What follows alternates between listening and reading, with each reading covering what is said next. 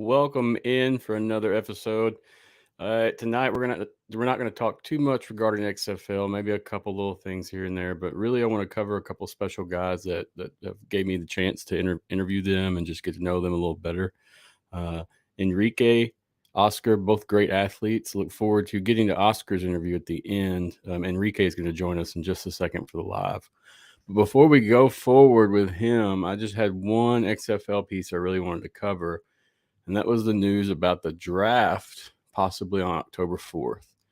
Now, this came from a documentary that XFL released called IXFL 3 Days at the XFL Combine. If you watch, there's a portion where they're talking, a few of the player personnel are talking, and it kind of slips out that, hey, after the draft on October 4th, yada, yada. So what I'm going to do today is I've actually got the video pulled up. I'm going to play it up to that point, let everybody at home see it, see what you think about it.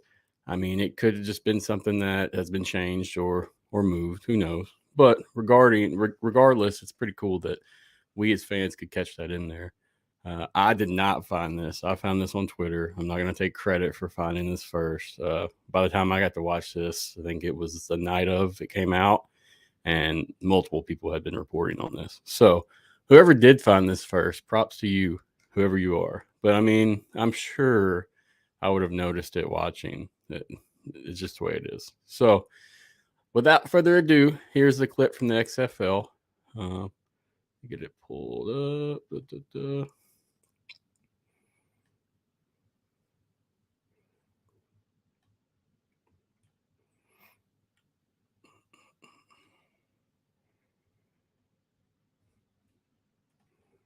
One of the things that we instituted with the Combine is the interpersonal interaction, the interviews between coaching staff and the prospective players. And that goes a long way because they want to make sure they get to know that person. You can scout a guy and see what he puts out there on tape, but what's his makeup? What is he going to bring to the locker room, to our team? We're in a good spot. And the other part that is even better is with the success of the first year of this league, now the guys that were questioning it before, now they're going to jump in, right? Like we're not going to have, I think when we get to that October 4th draft and we get to the supplemental draft, you're going to have some guys that have NFL experience or have football experience that are going to be chomping at the bit to get into this, to keep extending their careers and to say, hey man, I could go play. All right. So that's the clip right there. As you see, I think the timestamp on it was like 11 minutes, 55 seconds. That's when you'll actually hear Mark Lillibridge talk about this draft and how players have the opportunity of taking advantage. Check out this documentary if you haven't seen it yet. Regardless of this little piece of info, this whole thing's super good and really good to get some inside information regarding the XFL. So check that out.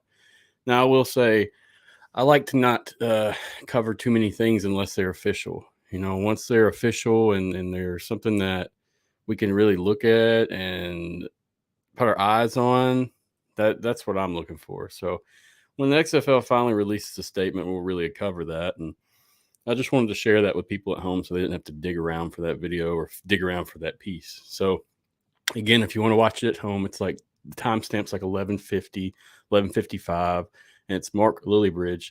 He's the director of player personnel for the Houston Roughnecks, and he's speaking about this draft. So check that out.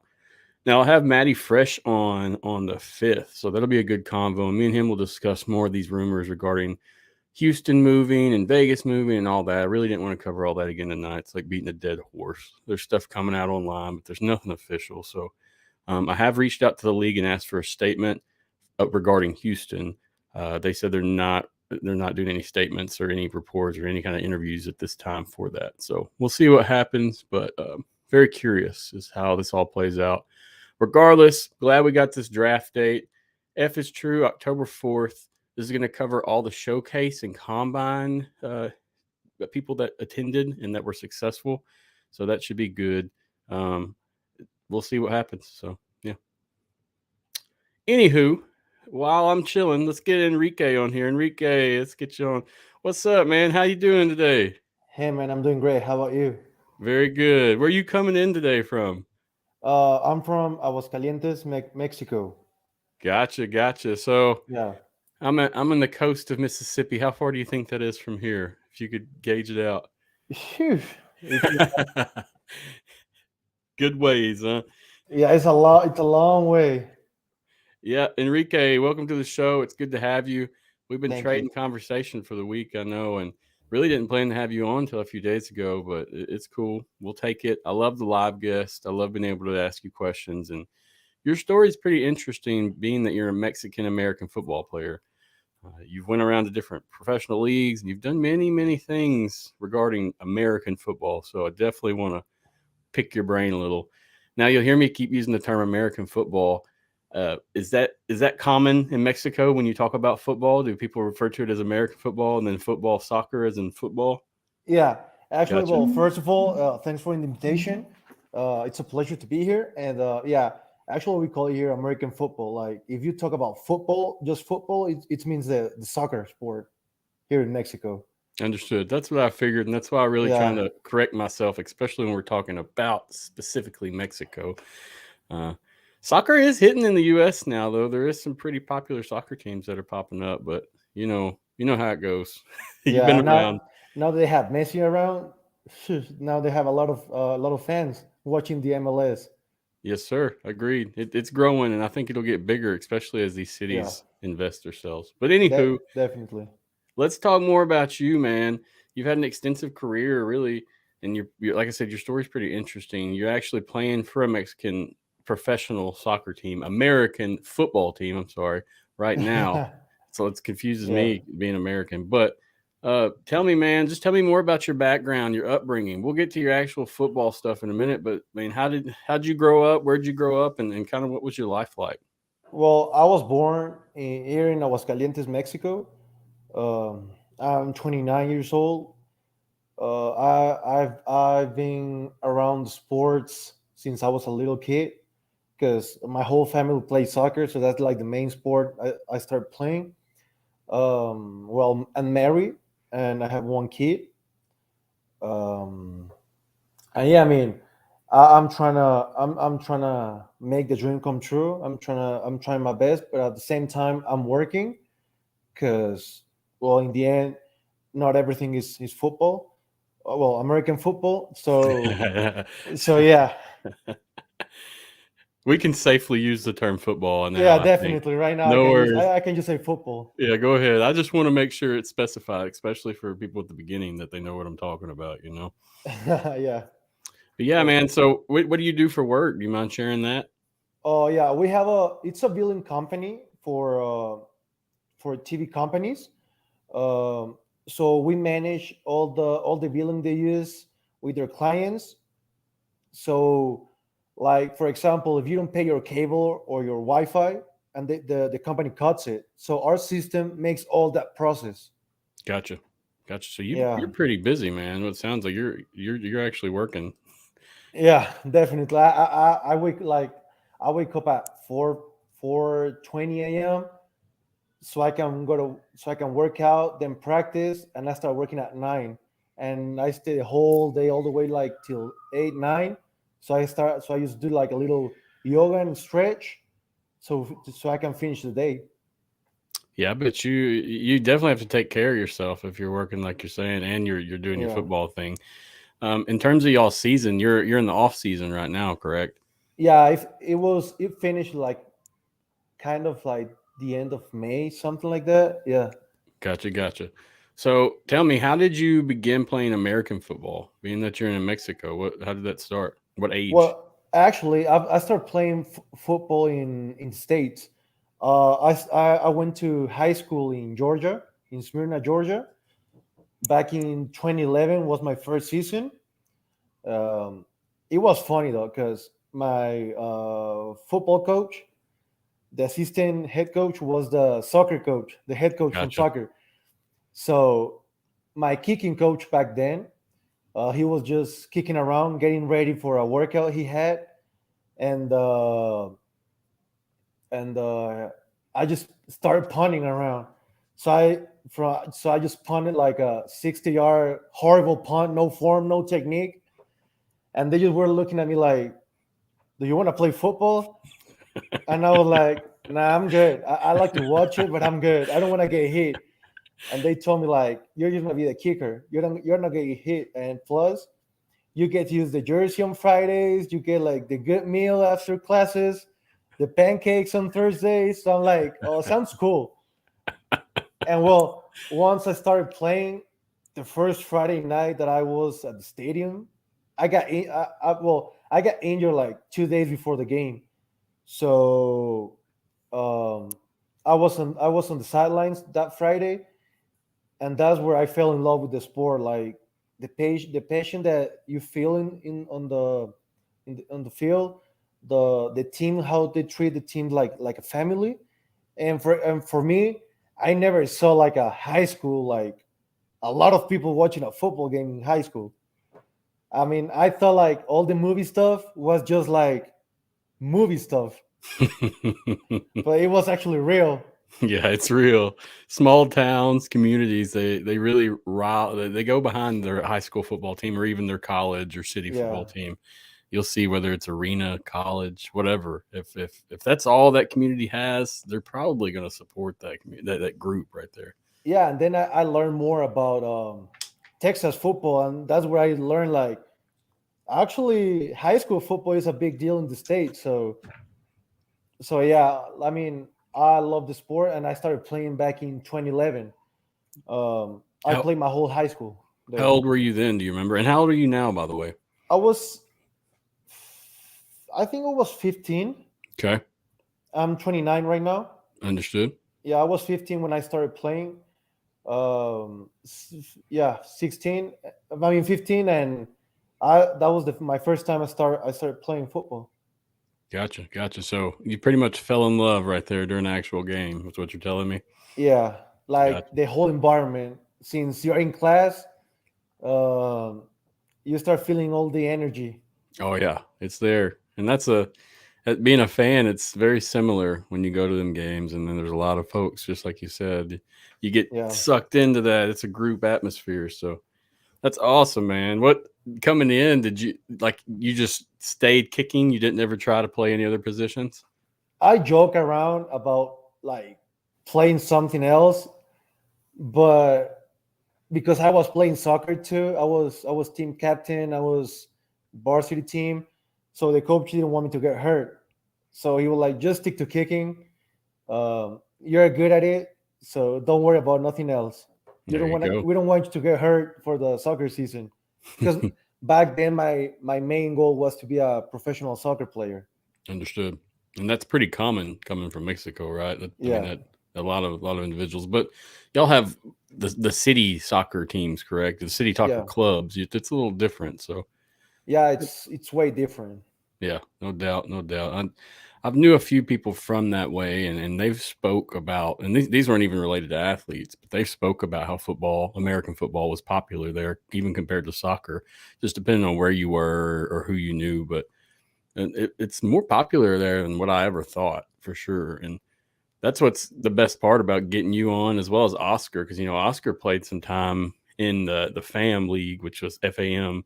Yeah. That was another Mexican league that he played in. So anyway, tell me, man, what's been the biggest challenge as a Mexican American football player? I mean, what's Uh, been your biggest challenge? Give me anything. It could be football related, family, whatever. Just talk to me. well, the biggest thing for me actually has been like not being from the states, because it's way harder to like get seen by teams, to communicate with coaches, have like opportunities. Because in the end, I mean, what I've learned is that you have to give your best. So I think it's easier for teams to look at players who play D1 or D2 than players who play in Mexico or play somewhere else where they don't have like the spotlight. So for me, that has been the biggest challenge, because in terms of family, well, my wife, my kid, my whole family always supported me on this dream. So I've been to into camps, a lot of camps in the states. I mean, I've done anything I could, so I could like m- reach my goal. But yeah, I will say like the biggest challenge would be like having to prove that me as a Mexican player can succeed and go compete against players down there. Yeah, I mean that makes sense. And from talking to Oscar yesterday, his regard was that almost that American players there that get drafted from America kind of get more of the opportunities than people that are actually from there and playing. Is that true? I mean, I will say that, for example, in the NFL, I mean, you see it in the kicker carousel they have in the NFL. How many drafted kickers every year? Like, there are new kickers in the league. So I think you have to like really actually make like a big impact Yep. and have like the notice from everyone, or do something like will put the world notice. And it's easier to make it down there than somewhere else, because like I met some kickers during camps that they actually asked me, do actually they play football in Mexico?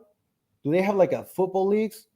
And I was like, wow, there's some people that, I mean, football is it's getting bigger here in Mexico, but it's not like something that it's already established around the world.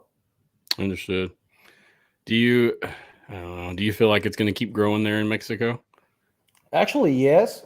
The biggest college here in Mexico, they have more than 70, 80 years playing football.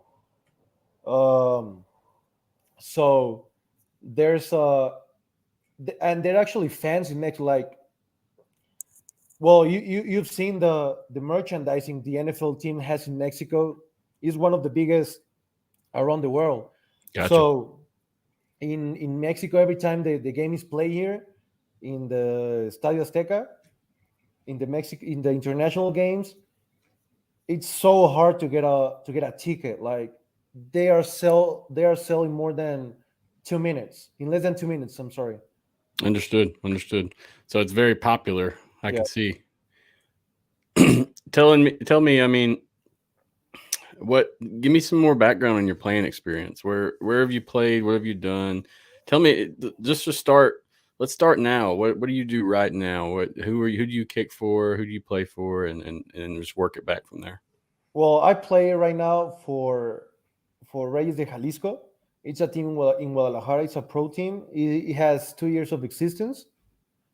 Um, I started playing there after last year. So yeah, I kicked for them this year, and well, that's like they told me that they support me at any time, any cost, for me to follow this dream to make it in the XFL. So yeah, Gotcha. I'm kicking for them right now. Gotcha. So where were you at before that? I know you had some Canadian experience as well, correct? Yeah, I started playing pro football in 2019. Actually, that picture that's from my first pro team. It's called also Toluca. Okay. I started playing for them that year on my rookie season. I broke the longest punt record with 94 yards and the longest field goal with 59. And I was named All Pro and All Star on my first season. Wow. And the Mexican League reached an agreement with the CFL so they can be drafting players like global players. So you have to like a draft for the pro team in Mexico, and I was selected in the first round. And then we have like a workout for the CFL teams the next day. And after that day, I got selected in the first round for the global draft with Montreal. So I played with Montreal in 2019. Then in 2020, I play actually. I was looking at the guy who you interview as well. Yep.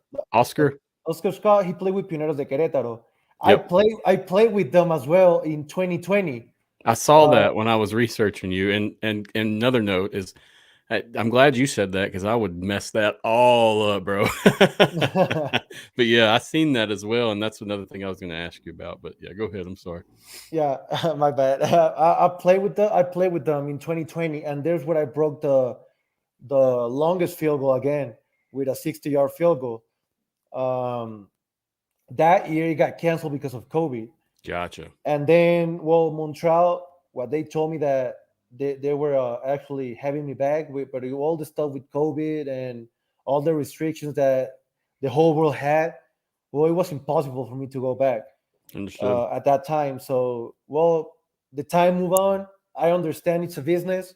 So, 2021, I start playing with Dinos de Saltillo because Pioneros de Querétaro were out of the LFA where I played. They moved to FAM. So I started playing with Dinos de Saltillo. I played there, and I was the top leading scorer as a kicker that year. I was named All Pro and All Star again Oh, wow. that year. And then this year I start playing with Reyes de Jalisco. So you're running the game on kicking down here. You're the man, is what you're telling me. I mean, I don't like to say that. I just let like my work speak on the field. I understand. Yeah, it's one thing being confident, it's another thing being cocky. So I get it, man. Definitely. So yeah, so this is from Mexico right here, correct? This is your Yeah. current last season. The last field goal, the 57 yards, was my last season. That was my second year in the pro league with Pioneros. That was the longest field goal.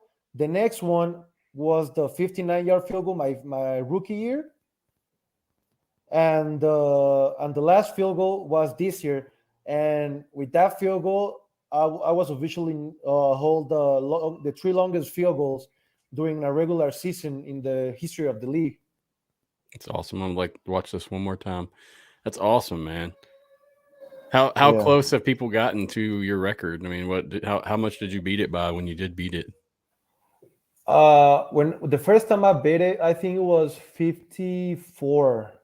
Okay. No, it was 52 or 54. Gotcha. So you really beat it. It wasn't a 1 yard difference. Yeah, that game I talked to my head coach and I was like, "Come on, coach, please let me kick this field goal before I leave." That's awesome. You got the opportunity and showed out when you could. Yeah, and the Honestly. next my bad. Yeah, sorry. You're okay. And the next field goal, the 60-yard field goal, uh, we were kicking a 55-yard field goal that game. And my line moved. So it was like so my coach looked at me and he was like, "Let's punt." But I was like, "Nah, coach, let's go for the field. Let's go kick the field goal." And he was like, "Okay, do your thing." That's awesome, dude. Yeah. All right. So any other playing news? So where did you play high school and how did you get to the point where you were playing for college? Can you tell me that? Yeah, of course. I played high school in Campbell High School in Smyrna, Georgia. Um, it's a small school. Uh, not a we never had like a winning season, but it was actually fun. Like coaches, I'm still in contact with my high school coach. Like they always asking me for my family, for my career, everything. Same here. So I consider them part of my family because they treat me like I was one of their own those days. So I played high school, and after I graduated from high school, I completely forgot about football my first year. Like I went to practice with a professional soccer team for a week. Hmm. Then I got caught for the team from the team, and I started playing soccer team for my soccer team in college. And then I broke my meniscus, Gotcha. and I was like a whole year off the field, and that was something that actually changed my whole life because like I told my wife, if I never broke my meniscus, I probably would have played playing soccer. I never started thinking about football again. So after I broke it, lost my soccer scholarship, and I was like, damn, what I do now. I can't study college in this college without a scholarship. So I started sending my high school highlights to every campus for the college I study here in Mexico. And actually, I received some offers. but uh, I was, thank God, I ended up in the college. I played in, it's called ITESM Campus Toluca, where that's where I started playing my best football, my best kicking, and I ended up being the two-time national champion with the team and play for my national team, football national team in college. And actually, I was voted the MVP of the national championship game. Gotcha. That's awesome, dude. Yeah, That's a heck of a story. It's very, very interesting how that all worked out. yeah, it's funny because it actually, that surgery changed my whole life, my whole career, and and I fell in love with the game again when I started playing college. It was hard because I have to move from my girlfriend at that time. That she's my wife right now, but at that time we had to like be in a long distance relationship, being away from home again. So it was really hard for me. But they all supported me, and well, we're still here trying to accomplish Hey, you'll the get dream. there, man. Keep doing your grind, bro. I mean, from what you like you said, you're showing up, you're showing out. You're not just talking about being a good kicker, you actually are, and you've got plenty of tape to show that.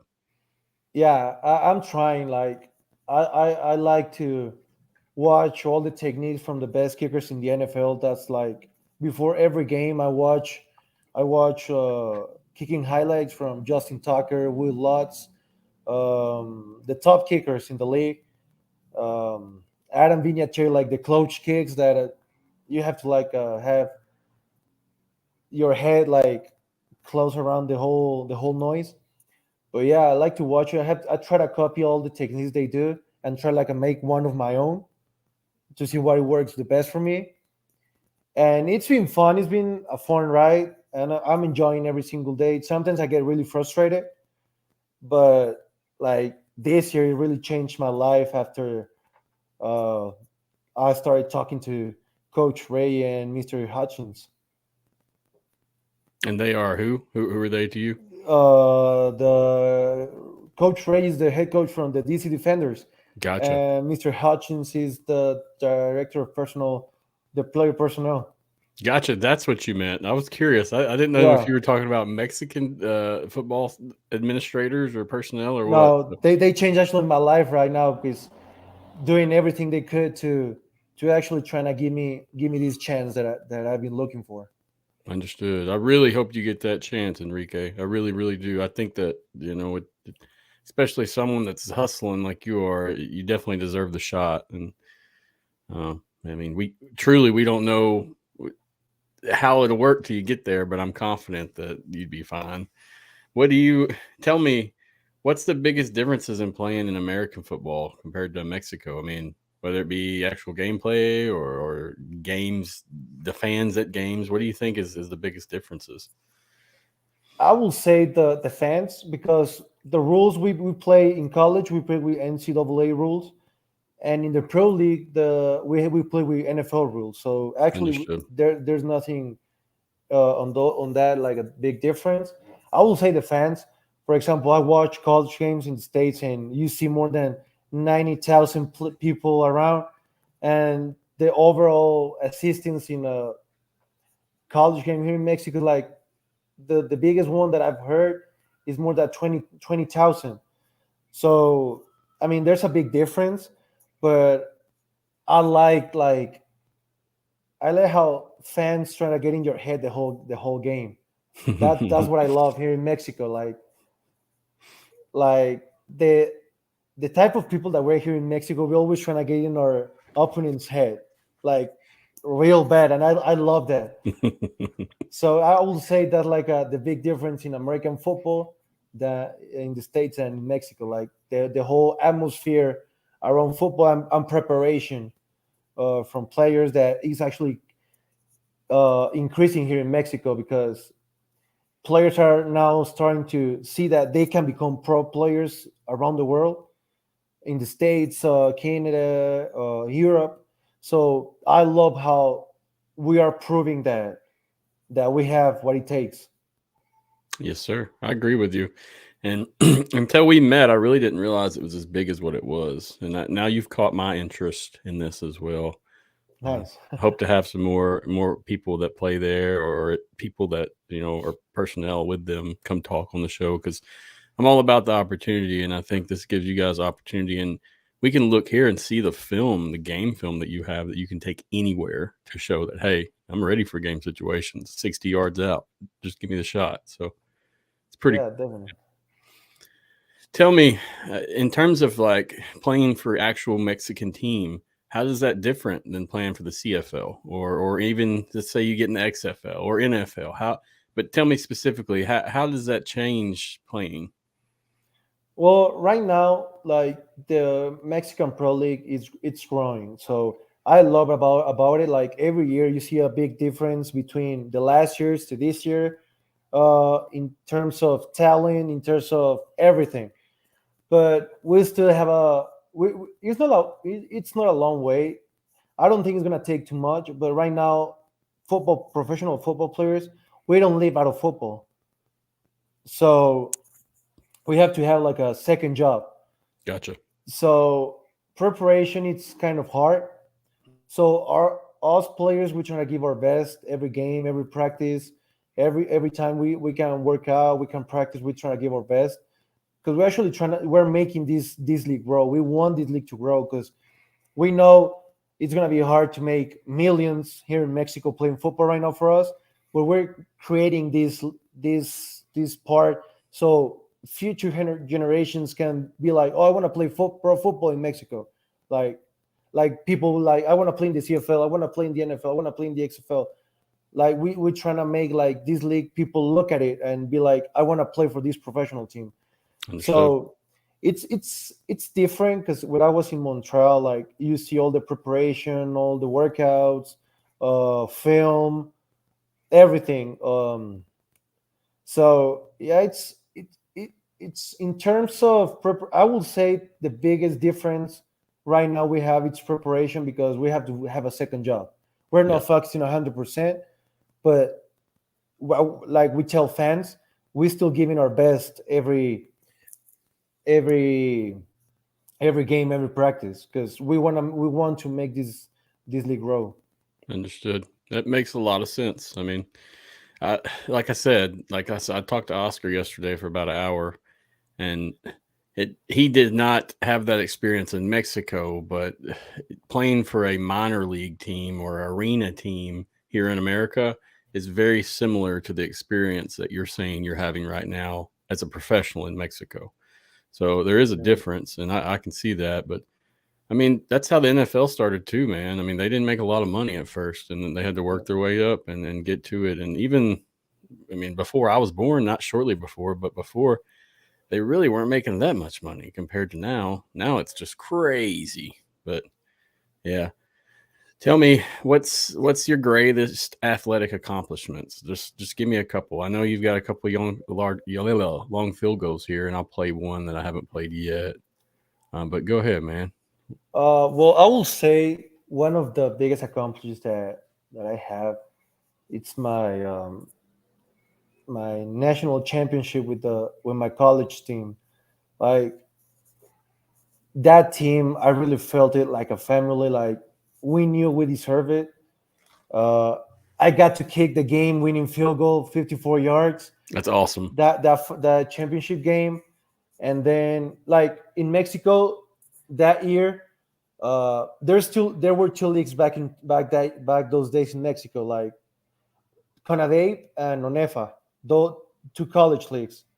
So every team they play in their conference. They play like a championship game between their conference, and then we played a national championship.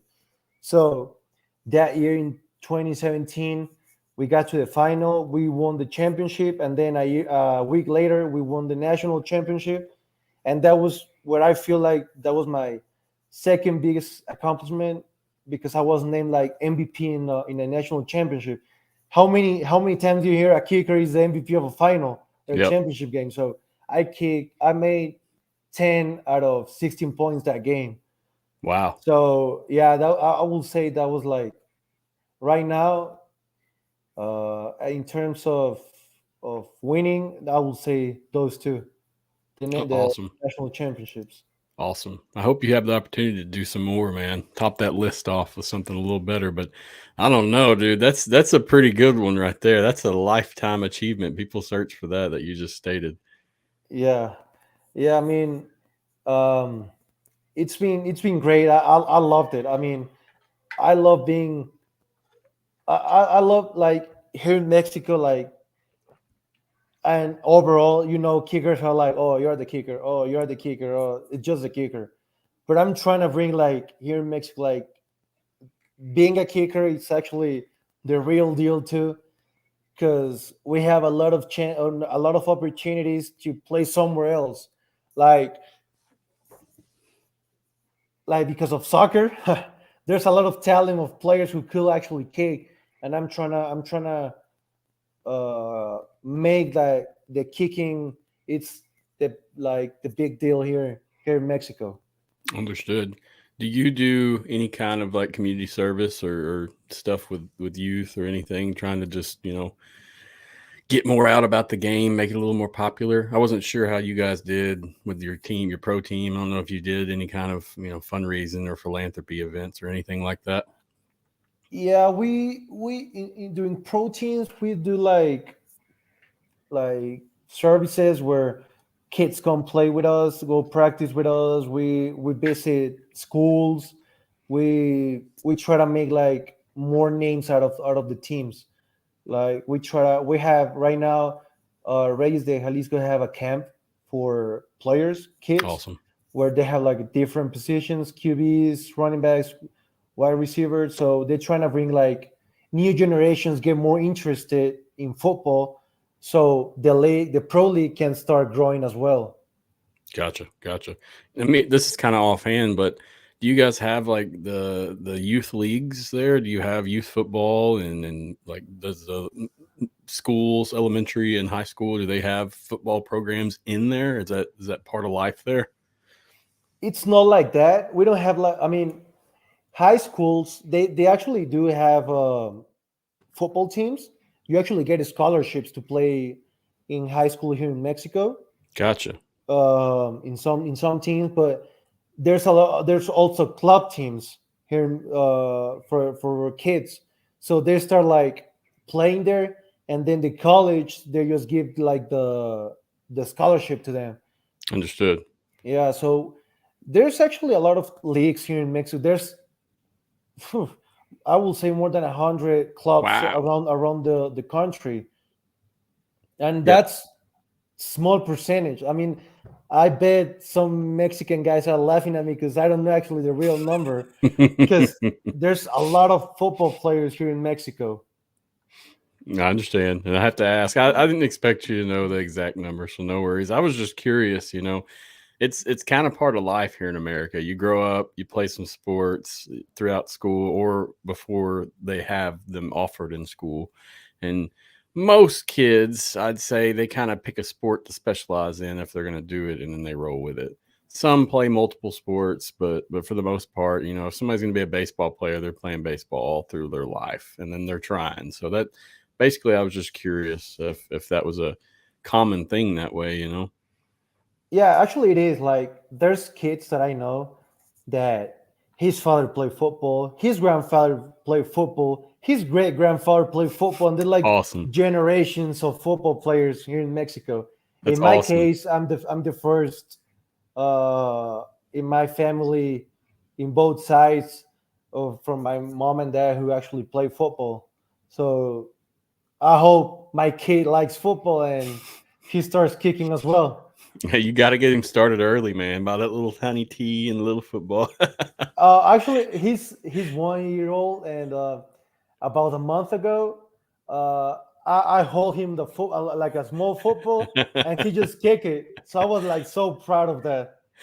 That's awesome, dude. Yeah, it's probably genetics at this point. I mean, the way you've been playing the past few years, that's very, very interesting. Yeah. All right. So tell me, man, what what makes you stand out from other athletes, whether it be Mexican athletes or American? It really doesn't matter. What makes you stand out as a person and athlete? Well, the funny thing is, I'm a big guy. I mean, you don't see like big kickers. What'd you weigh? 240, I think is what I saw. Is that Yeah, right? 245, I think. And I'm Gotcha. 6'2". Oh, So wow. You are a big guy. when you look at me, you're like, oh, you're not a kicker, man. But I'm like, yeah. Actually, I just know how to kick. So I will say that I'm a left-footed. So Gotcha. when you hear a Mexican big kicker that it's left-footed who kick field goals, punts, and kickoffs, like you kind of gain a little bit of attention from other people.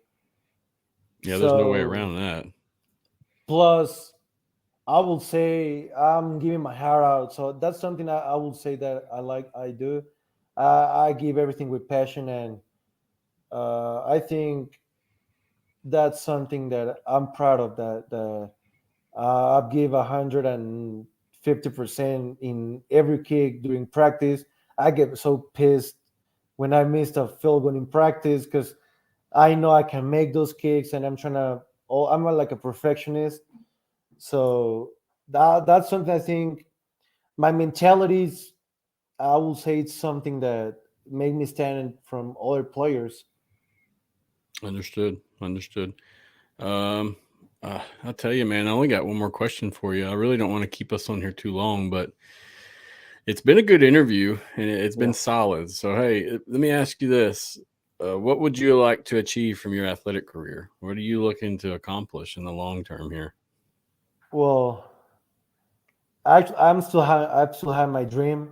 Um, I just saw that last week that a 30-year-old punter signed with the Saints, a rookie punter signed with the Saints. Yep.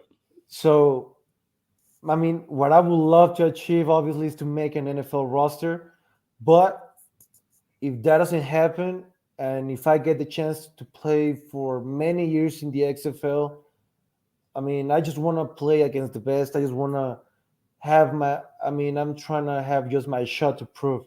I want that like to show them that I can kick. So if it's the XFL, CFL, NFL, I just want that chance to prove what I can do. And that's like my main goal right now, to prove the XFL, to prove anyone, the DC Defenders, that any team I can play, I can kick, and I'm willing to do whatever it takes to make it. So yeah, that's what I would love to chip to have that chance, to have that opportunity to prove it. Understand. I mean, that's very respectable. And honestly, like I said, I hope you get your chance because I think that you'll be comfortable in wherever you end up. Uh, in terms of the XFL, I mean, you said you've had some communication. What's it looking like for any kind of opportunities there? Anything that you can speak of? Well, um, what is going on right now? What that I've seen is that I got my rights got drafted by the DC Defenders a few weeks ago. Understood. So as far as right now, I was looking at it, and they put me right now on the roster, on the pages roster, but I know that doesn't mean nothing. I'm still trying to make my way in, try to convince them. So yeah, I mean, what I've seen is looking good. I hope I can make it. I hope we can reach something out, and I hope I have the chance to go out there and kick. So yeah, I mean, what I've seen so far, it's going good. It's going that way, and well, I'm praying. Right now I'm thankful with those with Coach Ray and Mr. Hutchins for giving me that chance. I'm really thankful for that. It's a blessing because that's something that I never thought that would happen. So right now I'm really thankful with them, and I thank God. I pray every day for that opportunity, and my wife prays too, and we're all praying for that opportunity because it's something we all dreamed of, and we're trying our best. So hope it happens. Hey, I'll be praying for you as well, brother.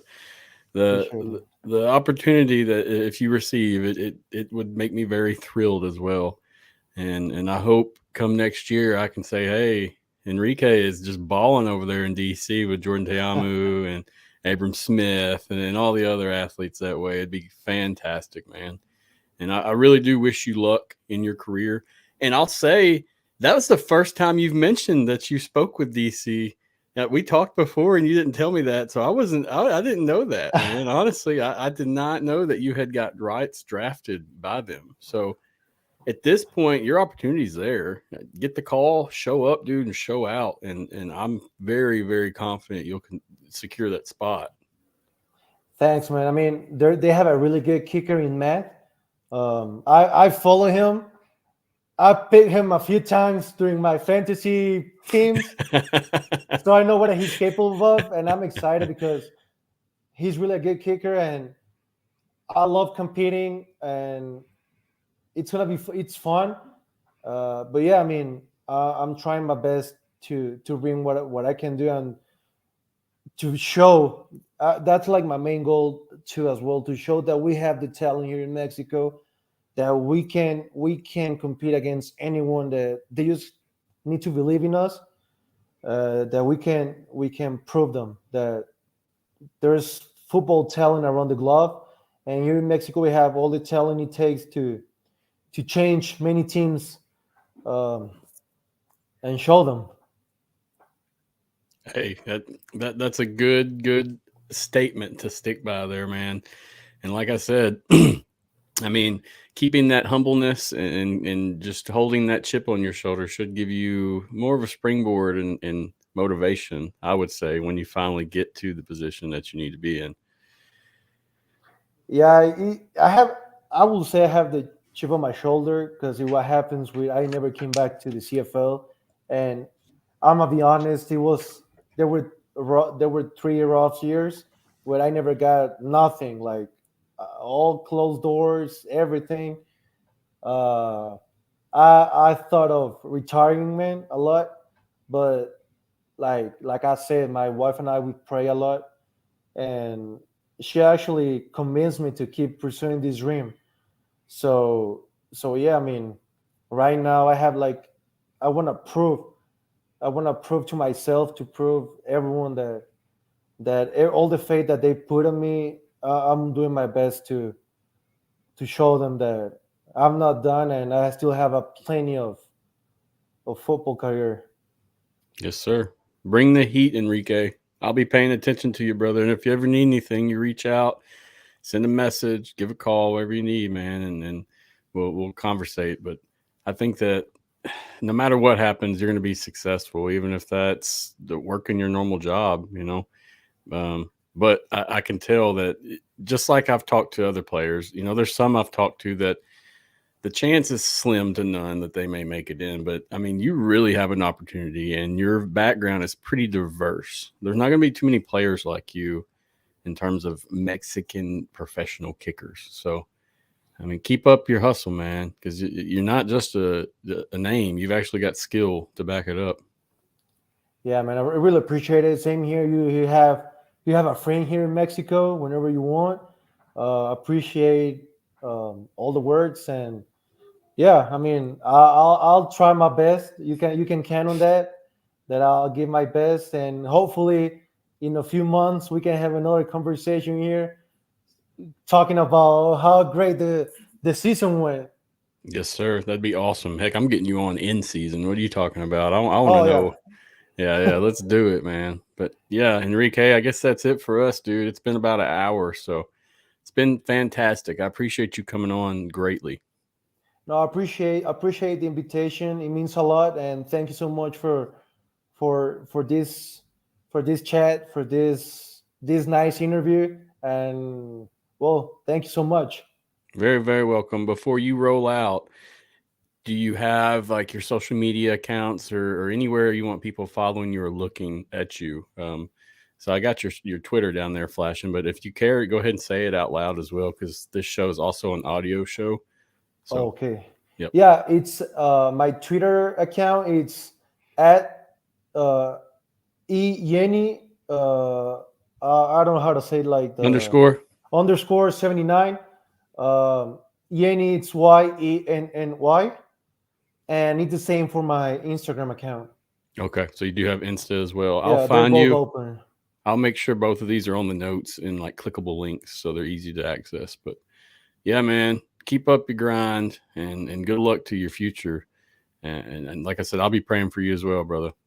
Thanks, man. Same here. I'll be praying for you, and let's make it happen. Yes, sir. Thank you so much, Enrique. Same, man. Thank you. Bye-bye. All right. So this is what the XFL is about, in my opinion, opportunity. And I've brought multiple individuals on that have really they have a time to shine. If they can just get their chance, they're definitely going to do it. And I feel like Enrique is definitely one. So good luck, Enrique, in your future. And if you do make it to DC and you're starting kicker, I mean, just know I'll be rooting for you, man.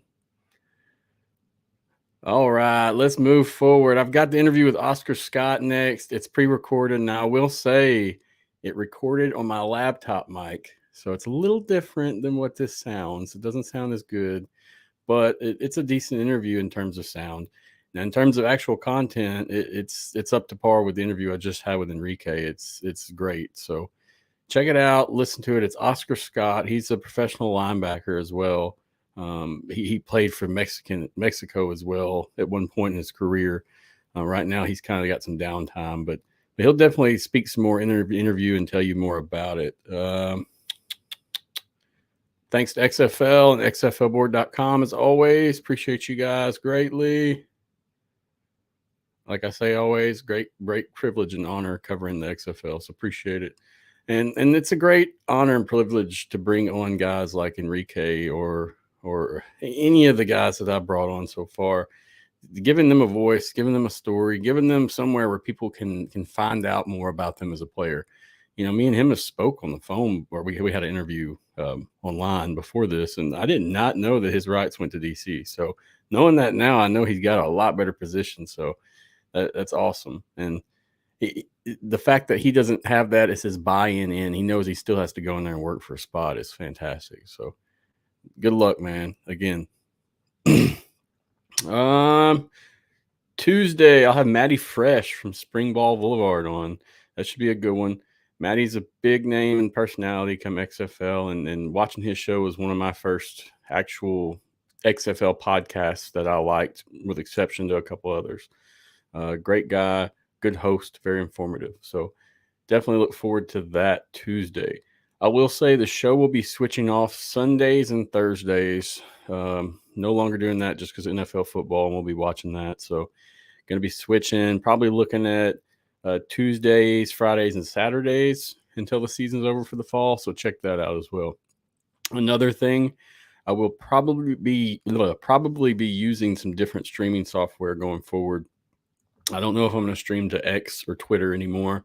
We'll see how it goes, but there's a few different places that I believe could really be utilized for this and give us more interactive approach. So look forward to that. But that's it for me, guys. As always, this interview is about an hour long with Oscar. Watch it, see what you think. And then that's the end of the show. We'll be back Tuesday at 7:30 p.m. Central, as always. Appreciate you watching. Great pleasure. Thank you all for coming on. And like I said, I enjoy it. I don't know what I'd do without it sometimes. How's it going today, Oscar? It's great to see you. Glad you joined the show. Doing great, man. Glad to be here. Excited for the opportunity.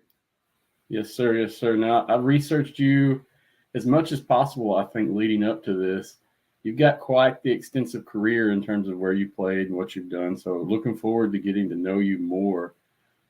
Just before we go, I mean, can you tell me more about you, where you played? We'll get in depth in it too. Tell me your age, anything that's relevant. Yes, sir. I'm 26. I played high school ball in Kansas City before going on to play at Bethany College, which is kind of a small school out in Kansas. After college, I went and played in a Senior Bowl down in South Carolina, which kind of gave me my first, opportunity to get in front of professional coaches, get in front of some scouts and stuff like that. Following that, I got signed to the Bydgoszcz Archers in Poland. So following that game, I trained for maybe 2 months after that, and then they flew me straight out to Warsaw. 3-hour drive from there to Bydgoszcz, which was a large city in Poland. So that was kind of my first opportunity dipping my toes into the professional game. After camp, COVID hit, kind of spread all across Europe pretty fast. So I was actually on one of the last flights out of Europe coming back to the U.S. before really everything was totally halted and shut down. Wow. So that put kind of a quick end to my first opportunity. But it ended up working out because I came back, and right at that time, Brian Woods, who I now believe runs the USFL maybe or one of those leagues, he was running the spring league at the time, which was kind of the kind of his project, which ended up kind of forming itself into other leagues. But the spring league was his kind of his only thing at that time. And they were the first league to do like the bubble concept for football down in San Antonio. So that was on Fox Sports 1. So it was on national TV and stuff like that. So I signed with the Blues. Head coach Ted Cottrell, he was the only coach in the spring league that gave me an opportunity. He's a former head coach of the Houston Roughnecks and the original XFL, Ted Cottrell. Gotcha.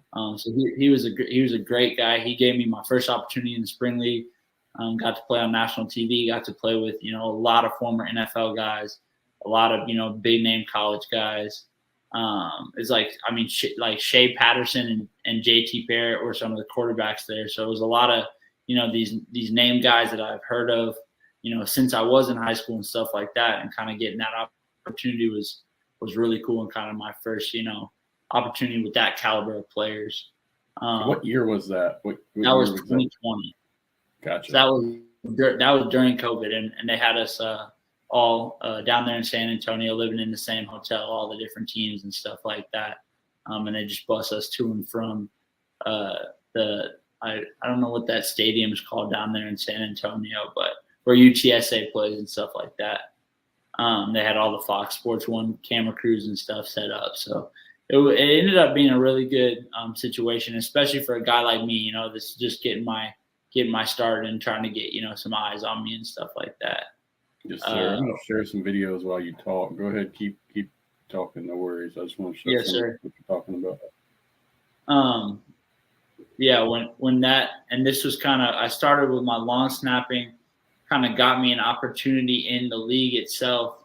I had done it a little bit in college, and coming from a small college, it's tough to get an opportunity because they hear Bethany College. Nobody knows Bethany College. And I say, hey man, like I can long snap, I'll play linebacker, I'll do whatever you need from me, I'll do it. And I remember my first time getting on the team, and I'm on there as a long snapper, and I tell Cottrell, head coach, really good guy, I'm like, hey, can I get in here with these linebacker drills? And he's like, yeah, whatever. Long snappers normally stand over by the water cooler and kind of talk about golf. You know what I mean? They sit over there and talk about the golf game. And I'm like, hey, let me hop in with these linebacker drills. So I get in with the linebacker drills. I end up getting myself in there in team and stuff. And I remember we're sitting in the meeting room, and Cottrell goes, you can kind of play football. And I was like, it was one of those it was like such a confirmation for me, because I know I'm a linebacker. I know what I can do. And just hearing a guy like that, he was a coach in the NFL for a ton of years, and he coached great players. And just him saying, hey, man, you can kind of play football was like a confirmation that everything I've been doing and everything I've been working on kind of was coming into fruition. You know what I mean? Understood. But I got done with that. Ended up getting a little bit of time in our last couple of games playing linebacker, and then again COVID shut that down. Like 75% of the dudes all got COVID at the exact same time in this spring league. So that shut down, and I ended up signing with the Salina Liberty, which is a CIF arena team. That was my next stop, and that's where I played my first full season playing linebacker, playing defensive end. And I was still doing the long snap thing a little bit, but of course with arena it's different because you don't really, utilize that in the same way. But that was my first real full season of getting to, play my natural position, linebacker, as well as working a little D-end when we had, injuries or roster issues or stuff like that. So that was with Salina. Now, let me ask you this. Yes, sir. Before we go on, your high school career. Yes, sir. Did you play linebacker in high school as well? Yeah, I played linebacker and D-end in high school as well. Got you. Now, I don't know if my research is correct, so you can please correct me if I'm wrong, but did you win a state championship there? We lost the state championship, but we did go. Gotcha. Yeah. Gotcha. That was I found some articles. I dug up some stuff and was reading, so that's why I was curious. Yeah, we lost to Christian Brothers Academy in St. Louis, and that was in that state. I don't know what that stadium's called either, but where the current XFL team in St. Louis plays and where the Rams used to play and stuff like that was where the Missouri State Championship was, and we lost by 6 points, I think. So still sad, but it's still tough subject. But yeah, so I go get my first, real full season playing defense like I wanted to.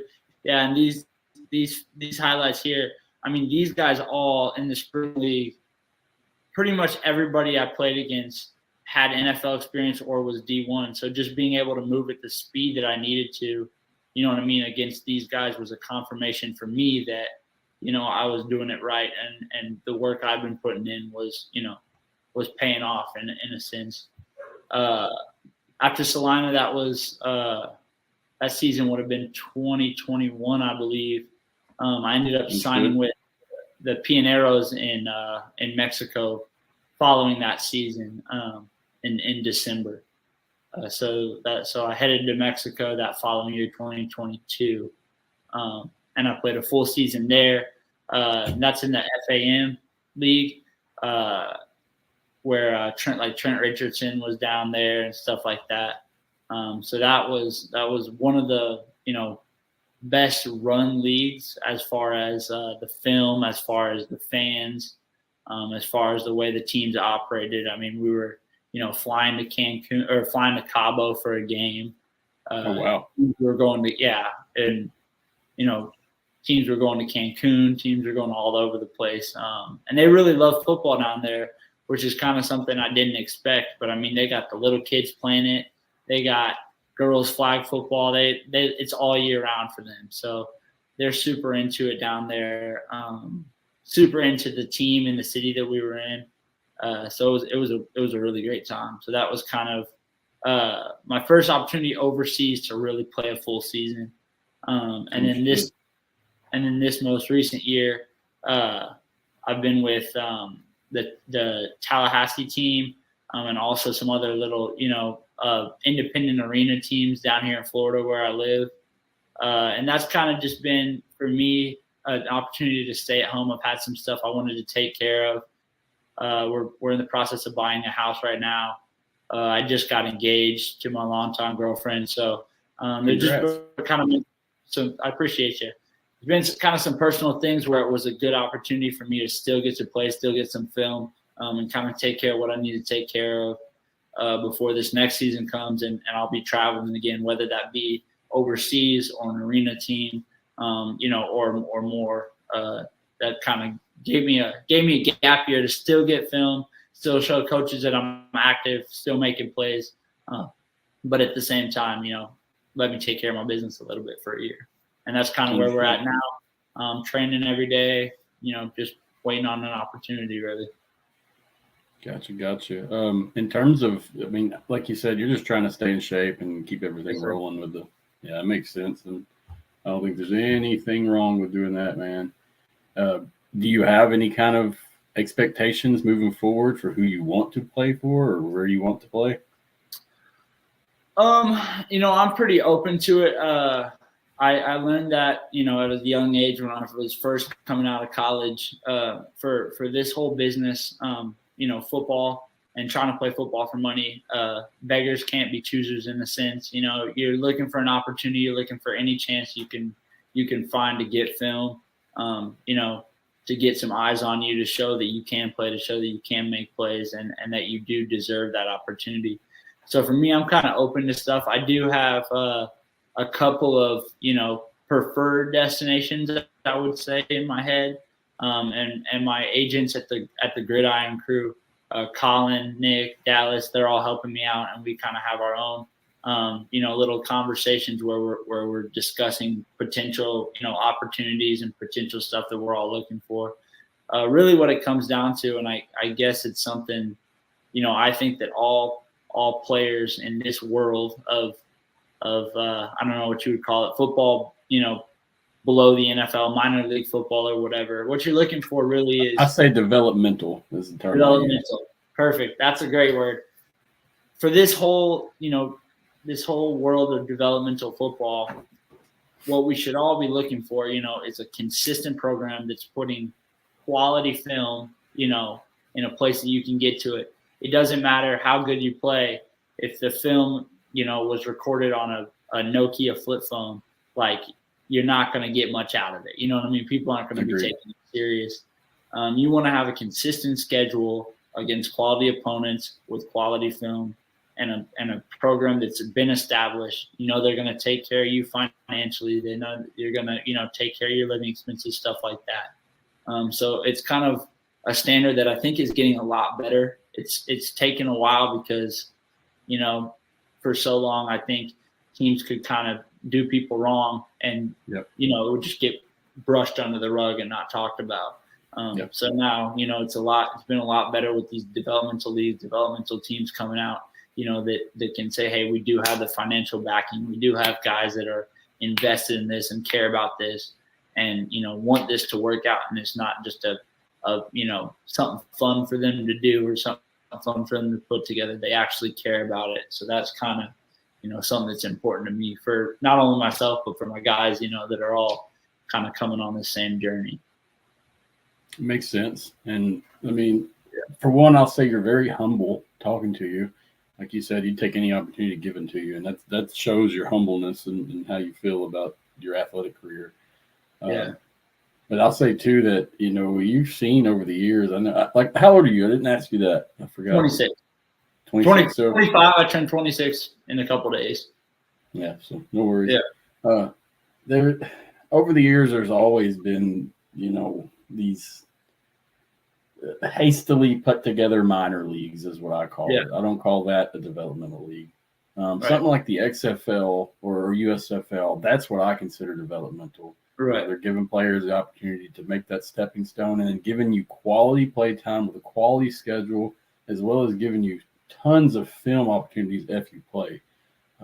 Right. I've seen over the years in athletics, I've seen a lot of these second-hand, third-hand teams that really all they're doing is combine workouts to make some cash, or such. So I understand exactly what you're saying, and I think with the evolution of spring football, the XFL, the USFL, it really opens the doors up for opportunities for others to come in and say, hey, we're legitimate and we have legitimate product, we have a brand. And so, researching it, looking up your time in Mexico, I did not realize that there was that big of a following. I knew that they participated and had clubs and such, but man, it is huge down there. And there's a whole different fandom of individuals that are following the sport. So it's pretty interesting. And I think you got a really good head on your shoulders that you're working, and you can see that in your career and where you've played and what you've been doing. You've just been staying busy. So good stuff, man.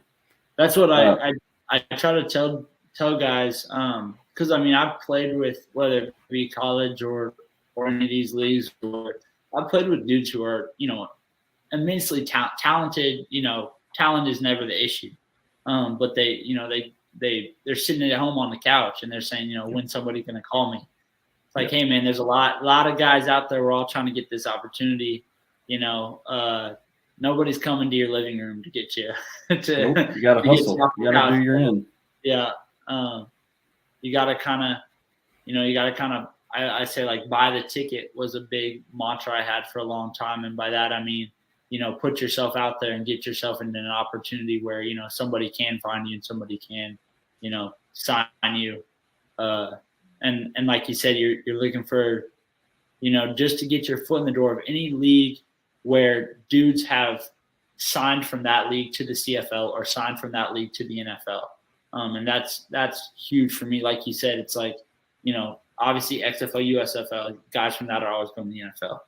IFL, CIF, 2 arena leagues, NAL, dudes from that are going to CFL, going to the NFL. Europe, the European League of Football, and Mexico. Every year, you'll have a dude or two end up, really having a good year, and they go to the CFL or NFL. So it's a situation where, you're just trying to do the best you can, put yourself in the best situations, opportunities you can to just take one step up. Any step up you can take, you're on the right path. So that's kind of where my mind's at for my journey, and just keep taking little steps up as best I can. Makes total sense. And I'm going to ask you some more questions here. We're going to jump around a little bit, probably just because we've had a little offhand discussion, so no worries. So let's go back to your time in Mexico. What were some of the biggest challenges you had playing there? Or, I mean, I guess you lived there during the season. How was that? Yes, sir. So I was there for 3.5 months. I want to say 3.5, 4 months. And lucky for me, I got a little bit of Spanish, just enough to, I can like order some beers or something, or I can talk to the Uber driver or whatever. You're doing better than I can. So that was big. I know a lot of my guys on the team, a lot of the other Americans really had nothing. I mean, they had like hola, and that was that's where it ran out. So for those boys, it was tough. I've done a little bit of traveling. I mean, like I said, I was in Poland too, so I'm kind of comfortable, in foreign situations and stuff. And with the translator on my phone, I can kind of get by, and I like doing stuff. So I'd be downtown checking out kind of the old Mexican cities where they have, the museums and the churches and the little shops and stuff. So I really enjoyed the traveling aspect of it and kind of getting to experience a different culture. But I mean, challenges, like it's a tough job, man.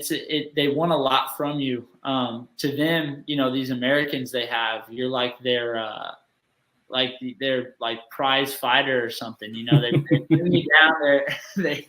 They got you in an apartment, and one day they'll just come pick you up. Hey, we got to go do this appearance at the school. We got to go sign autographs for these people. We got to go take pictures. And I mean, the like you said, the people down there love it. So it's like, if you're an American football player and you're in Mexico to play football for money, people down there, treat you like you're a superstar or something.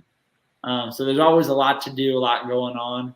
And at the same time, it's a very competitive league. And kind of a lot of things that people don't understand is for Mexico, the Mexican guys that are playing on the team, probably only, the upper half of them are getting paid. The bottom half of it, it's true, they're working full-time jobs, coming out there trying to play. All the Americans are fully paid, fully taken care of. Our flights are all covered. We have a huge apartment with a pool. It's all paid for. Everything's taken care of. So when you step on the field, a lot of these guys feel some type of way, and I don't blame them for feeling some type of way. You know what I mean? They're like, hey, I just worked 10 hours of construction. Now I'm out here and I'm going to try and take some heads off. So it's a different thing, and it's something you got to be ready for. Where first day on the ground, there's a lot of guys that are out to prove a point and out to show something. And that's not to say I had any issues with any of the guys, because I don't. I loved all the I made a lot of really good friends who are all Mexican guys that were on the team. But it's definitely something that people aren't aware of and people aren't ready for. Is when they get there, these Mexican guys are trying to prove a point. They're trying to show that they play ball too. You know what I'm saying? So it's a different thing. They got a little chip on their shoulder. They got a hell of a chip on their shoulder. Did you, in terms of the actual playing, I mean, is it all the rules? They're all similar, almost the same to American football? Yeah, what I loved about the Football Americano de Mexico or whatever is what the league I was in, was it was full NFL rules with NFL footballs. Gotcha. Which is a little thing, but like I don't know. I think that's important not only for offensive positions, but like if I do long snap, which I always like to keep in my arsenal because it's like the more you can do, Yep. whatever. But yeah, we were full NFL rules, NFL footballs. Like the refs were trained on the most up to date NFL rules and stuff like that. So Gotcha. that I thought was huge. I think that's something that any new league or especially Europe or Mexico or Poland or wherever doing that full trying to mirror the NFL rules wise is huge, just for the look of the game and the pace of the game and stuff like that. Yeah, I wasn't sure if they had anything like Canada does where they do things a little different, but it's almost the same. They keep it pretty much exactly the same. Yeah, that's cool.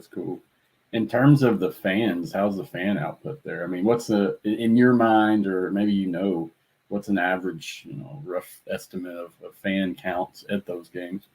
I couldn't even tell you. I know every stadium we were at was close to full. Gotcha. If not, full. I couldn't find much footage. I found like your game film and stuff, but I couldn't find much of the actual stadium. So I was just curious, basically, what that looked like. There's a team in I want to say Guadalajara. I'm not sure where it is, but I mean their fans there. It was our last game of the season, and they were standing room only, surrounding the end zones. The stands were full. It was packed house. So that's awesome. And then like the Chihuahua team, that's where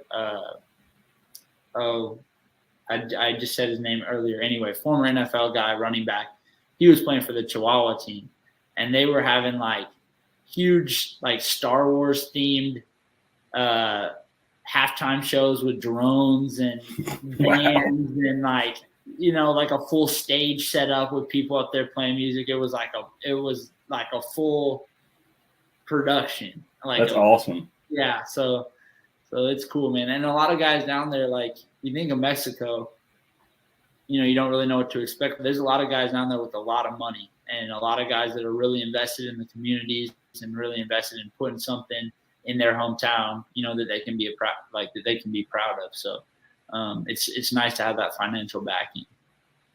Yeah, and to know you're supported, like you said. Yeah, absolutely. To know you're going to get taken care of, and they're going to fill, their end of the deal for sure.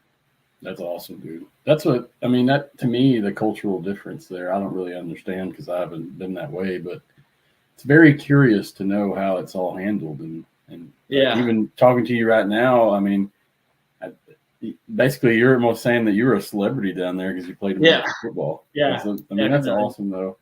I see that same team is moving to Dallas. Did you see that? The international. Yeah, it's going to be owned by the same guy. So our owner was from the city that we were in, Querétaro, and he had his whole company and stuff in Dallas. And so he's going to go ahead, and I guess they're doing this IFA thing, International Football Alliance, where they're going to have Mexican teams. They're going to have like Cancun, I believe. They're going to have might be Guadalajara. They're going to have a couple of different teams in Mexico and a couple of different teams in the States. And that'll be really interesting to see, how they're able to kind of do that, playing back and forth. Yeah, this guy here, the the dude on the far right is the owner. He was the owner. Yes, sir. He was our owner in Mexico, and he's still the owner in Dallas. So it'll be interesting to see how they're able to do that and kind of how they're able to put it together. But I do like the idea that, and I do like the idea of getting, a lot of Mexican guys the opportunity to kind of get more film, because there's dudes down there that can play. There's a lot of dudes down there that can play, and it's, I want them just as much as anyone else to get their fair opportunity to get, some film and to get their name out there and to make the most of this situation, because football's only here for so long, you know what I mean, in everybody's life. So I think it's a good idea to try and get these guys some exposure while also doing the little, cross the border thing would be nice. A little rivalry back and forth. Yeah, I think any kind of expansion, especially legitimate, is a good idea. Yeah, as long as it's a legitimate thing and we're not doing it cutting corners and such, I believe it's a good thing. And connecting those markets is going to be difficult, but if they can find some kind of solution and coordination, then it could be a pretty successful thing from what you're saying in my own research. Because Mexico wants football. I've said it a million times, and I'm not sure what it would take to get to this point, but to me, it feels like Major League Baseball does it the best, where you have your major league clubs, and then you have AAA, AA, and everything funnels through itself. Everything, financially supports itself, and it's a quality system that's worked for a long time. So it's like, putting something together like that for football, which I'm sure we're years out from any kind of thing resembling that. But I mean, if you could get it where you had multiple leagues that all kind of fed each other, that were all, financially secure, had the right people running them, had the right, kind of a setup, I think, it would be beneficial for everyone. It'd be beneficial for the game. And it would be beneficial for all these small towns, that they would love to have their own professional football team that they can support, that they can, go see play and stuff like that. Yes, sir. I agree with that. And I mean, a lot of people's testament, unfortunately, here in America is if it's not college or NFL, I'm not watching it. Right. So we really got to change that. And you got to show people the product's good. And that I use the XFL because I do the XFL. That's my thing. Right. But the first couple games we had in our season last year this year, I guess, but last season, they weren't the best. The quality of skill wasn't there, but week 5, week 4, you really started to see these teams click together and be coercive and do different things, and that's what people want to see, to know. The money end is cool, but then again, like you said, I mean, there's guys playing for free. There's guys that just want to try to get their names out. So I think there's ways to do this. But yeah, dude, I'm in agreement with you. Is let's get it out there. Let's get the product showing, and let's expand the American football market as much as possible. I was watching an arena game the other day, and it was my old team I used to play for. And it was an overtime game, went back. It was one of the most incredible football games that I've ever watched in my life. Like NFL, anything. It was incredible. And I was just kind of threw it on because I was cleaning the house and just hanging out. I was like, let me see what my guys are up to. And it was incredible. And I was like, it's crazy to me that the only people watching this game are the, couple thousand in the arena right now, and maybe a couple hundred of us that for some reason have it on because we have some investment in it. Yep. And like you said, it's like most people will just say, it's not the NFL. It's not, D1 SEC football. So, exactly. You know what I mean? I don't care. But it's really incredible football with, really good players out there that, like you said, we need more people to get interested in, and we need, to get all these leagues running at a legitimate level that we can have that interest and kind of build the game for sure. Yes, sir. I agree. Let's talk more about you now.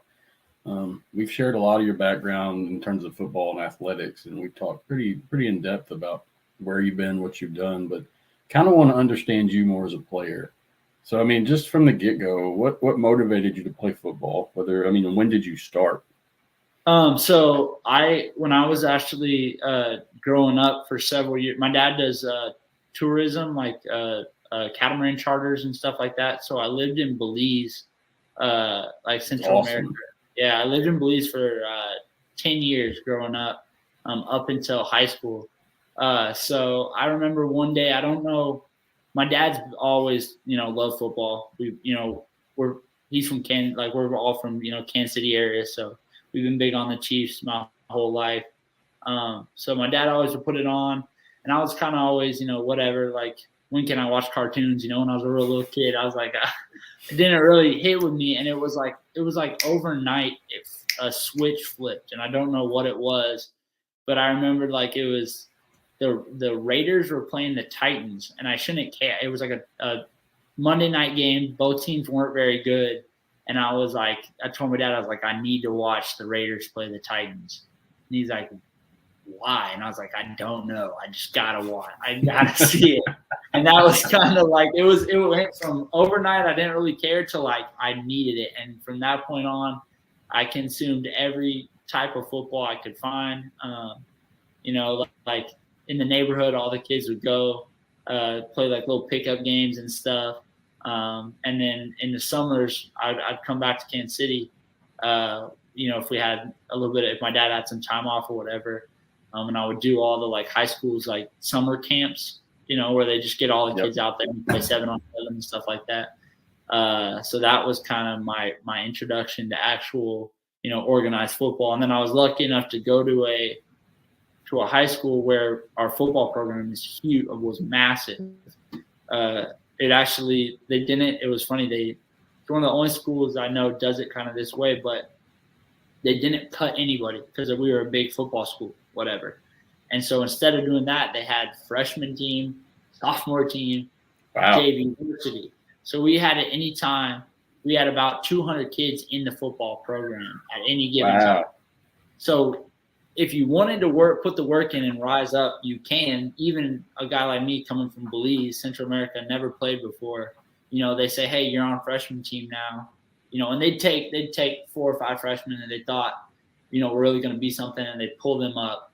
And then the rest of the freshmen, it was kind of like, hey, survival of the fittest, trying to figure it out.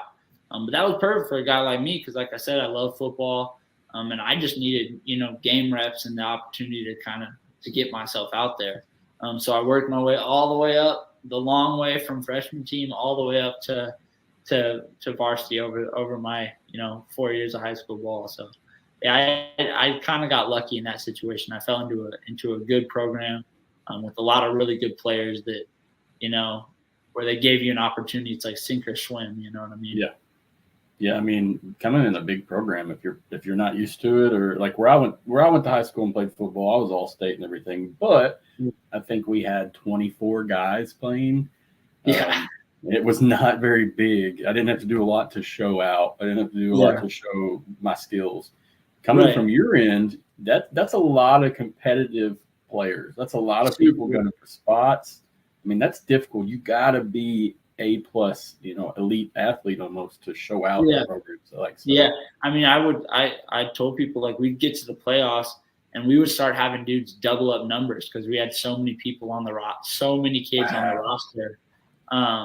So it was really an opportunity where it's like, hey, we're not going to turn anybody away. We're not going to cut anybody. We're not going to tell anybody they can't play. But it's, at the end of the day, sink or swim. You know what I mean? So it was a great opportunity. And we had, pretty much every year you'd have at least 10 dudes, minimum 10 dudes in the senior class that would go on to some form of college football pretty much every single year. So that's awesome. Yeah, it was a cool deal for sure.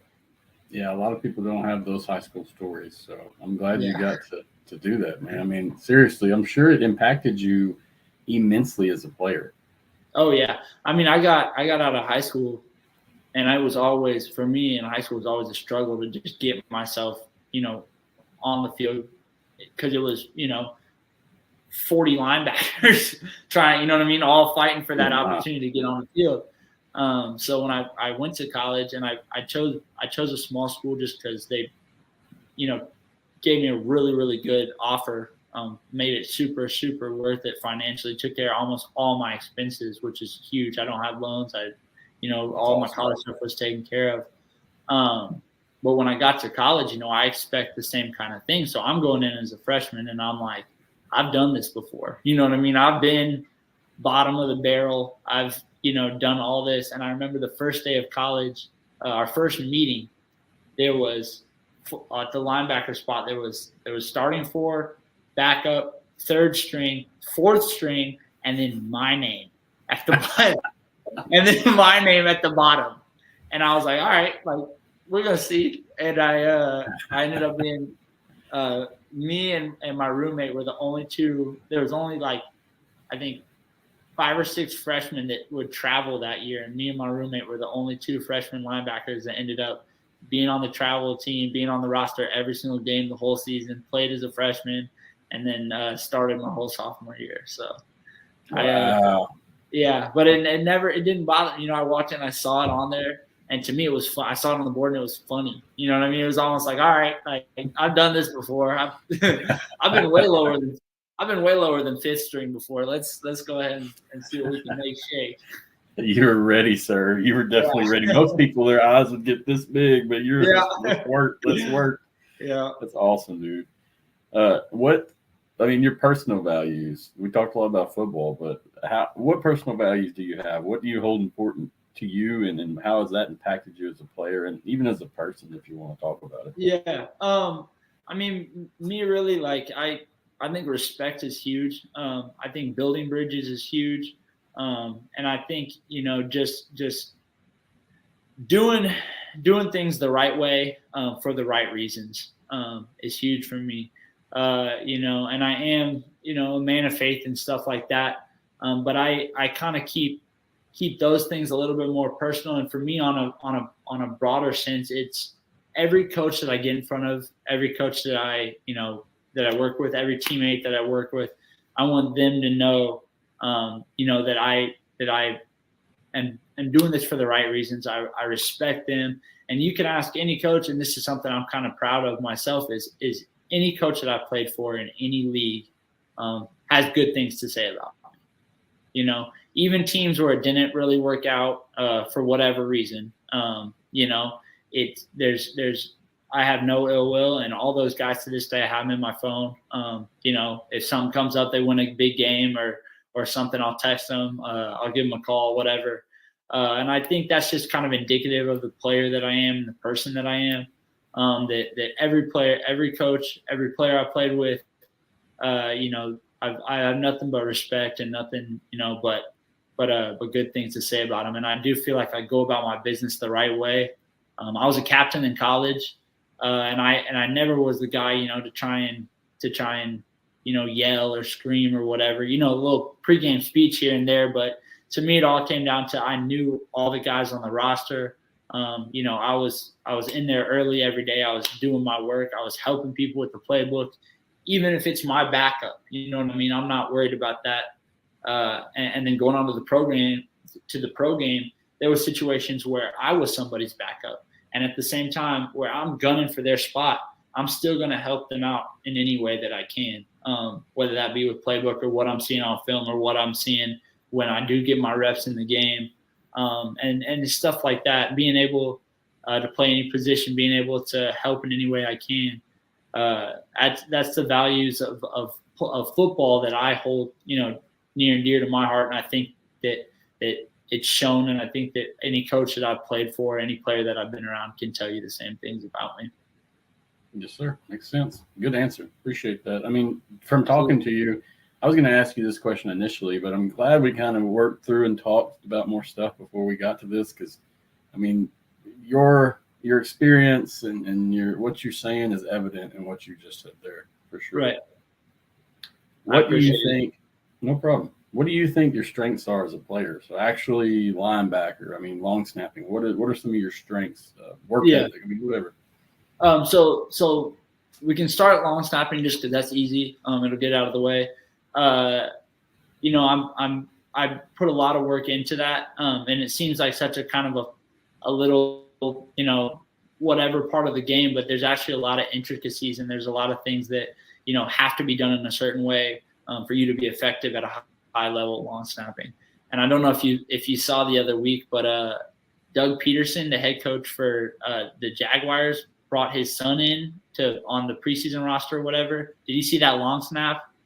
I did not. I seen that he got cut, correct? We brought him in as a tight end, I guess, and threw him out there at a long snap, and it was horrendous. I mean, like, horrendous. He's trying to give his boy the hookup. Yeah, he's like anything to get you on this team.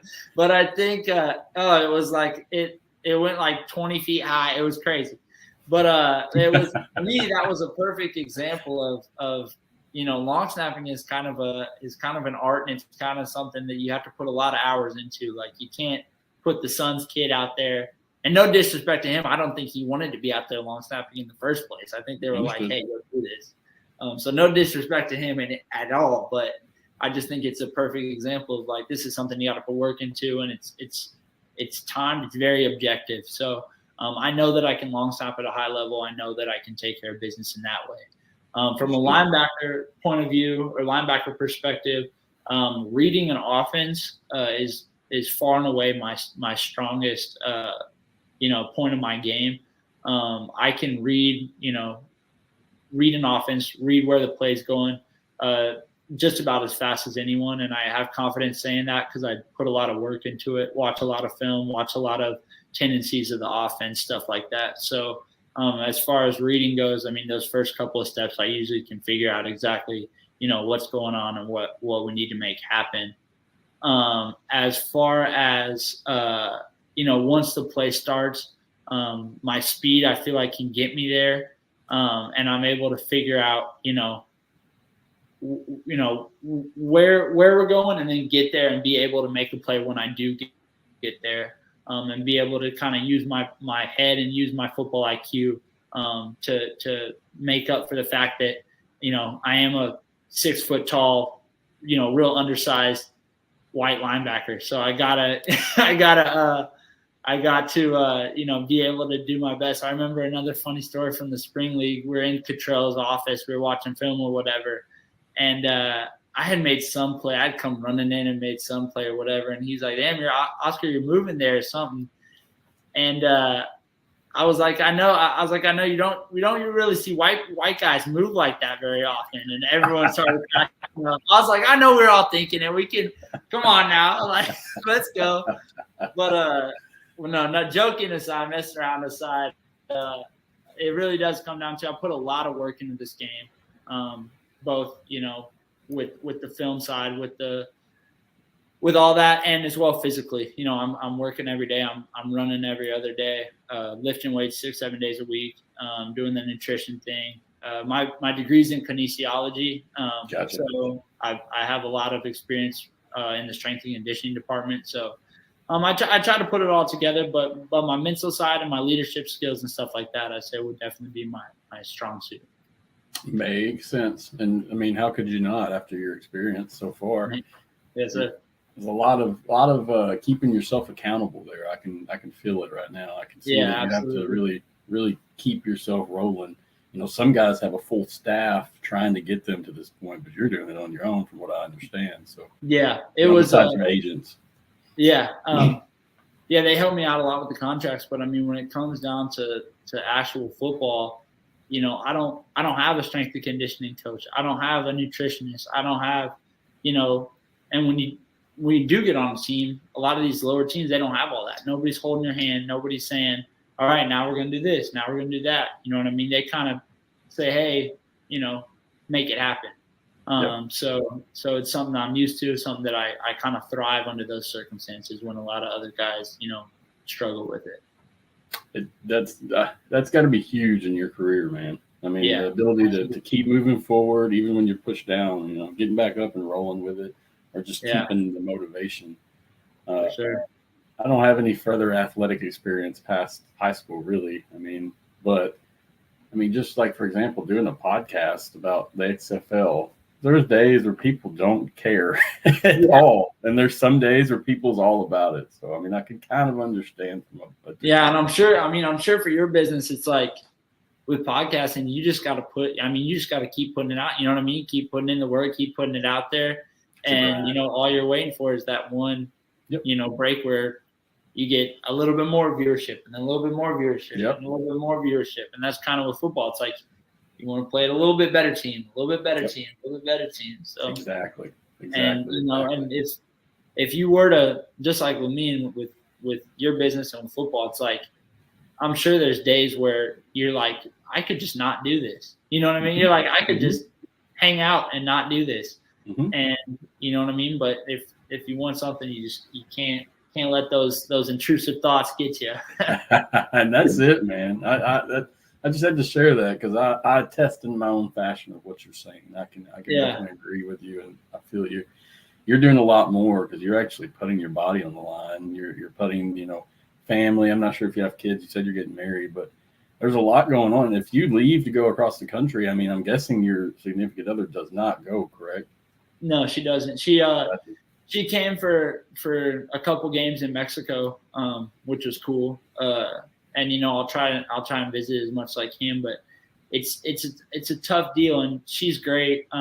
She always has been. She played volleyball at the college that I played football at.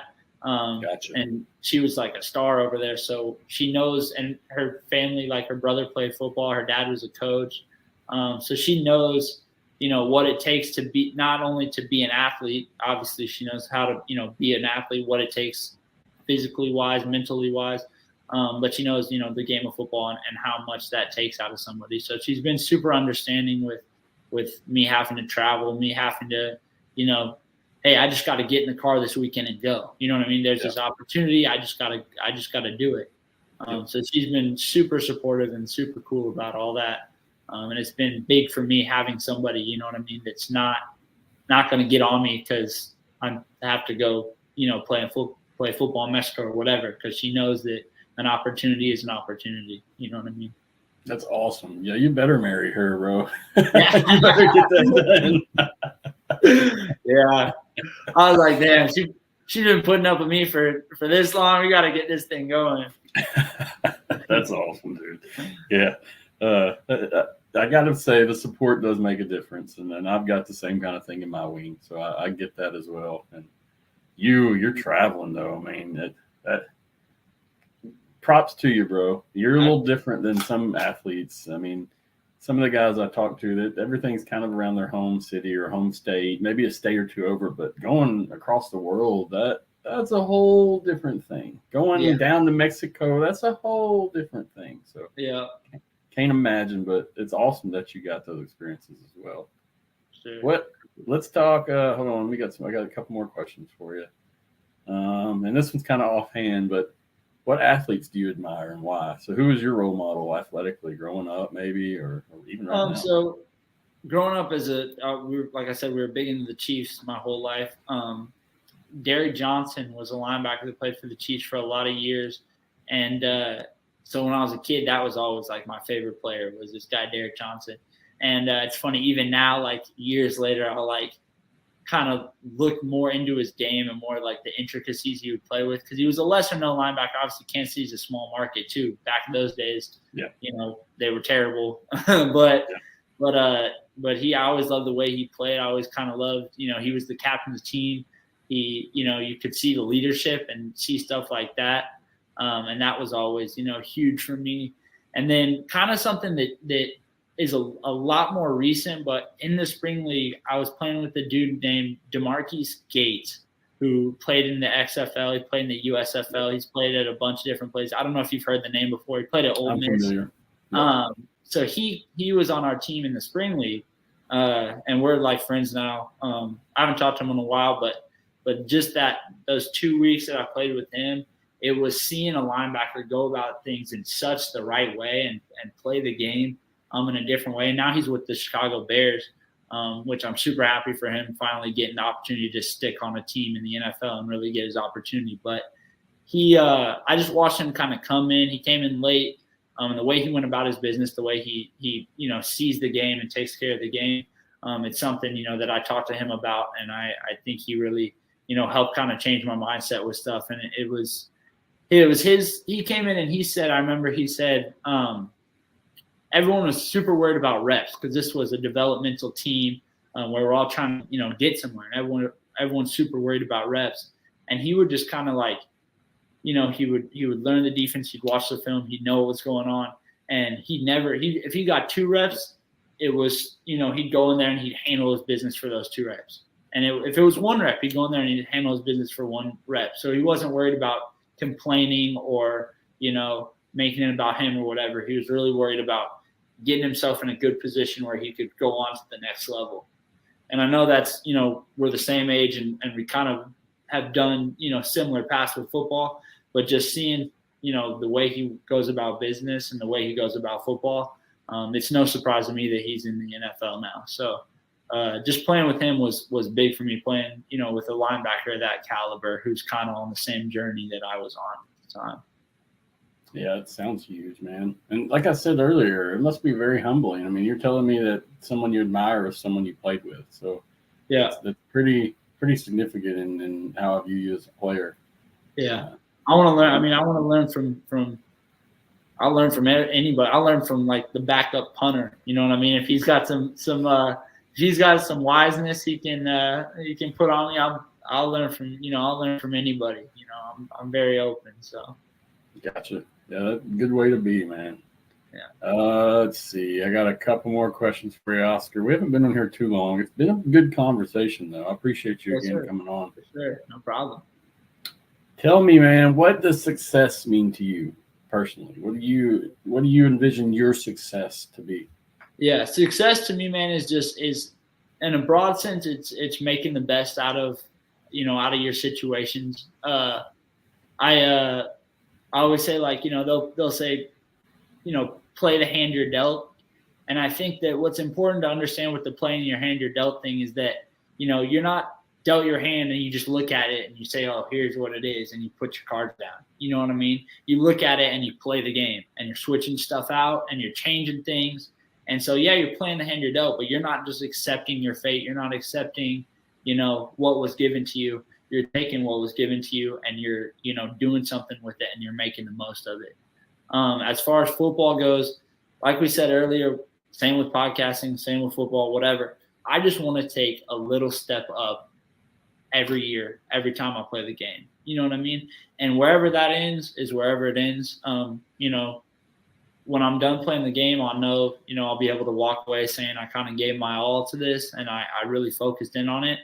But to me, all that matters is just taking that next step up, and as long as I'm taking steps up, as long as, I have some coach somewhere that says, hey man, you can play football. You know what I mean? That's all that matters to me. And that's all, that kind of validates what I'm doing and kind of, makes me feel like all this work I'm putting in is getting something, Yes, sir. Yes, sir. Great answer. And I didn't really expect less from what we've talked about so far. Yeah, for sure.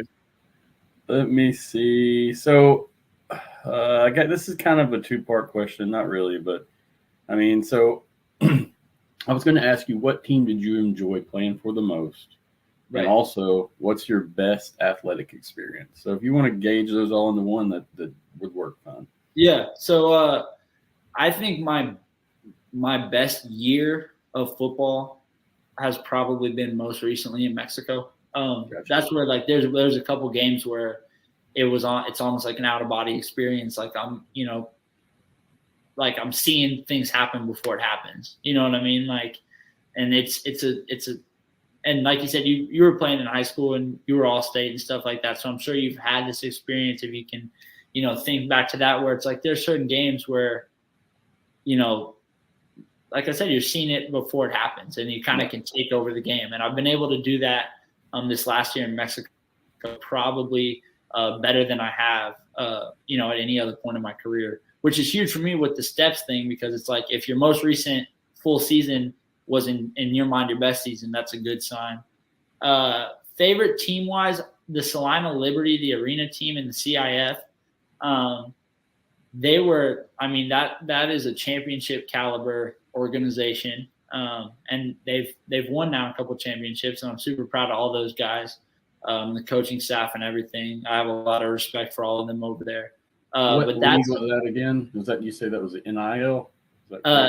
CIF. It was the Salina Liberty. But I have a lot of respect for all those guys over there, and the way that ownership group, general manager, coaches, the way they handle business over there should be a model for all, developmental leagues, all different leagues, to show what it takes to actually run an organization the right way. As far as everyone was paid on time, everyone was taken care of. We had practice facilities that worked. We had access to, strength and conditioning and all that, access to to food that they paid for and stuff like that. The travel, everything was done, and taken care of at a championship caliber level.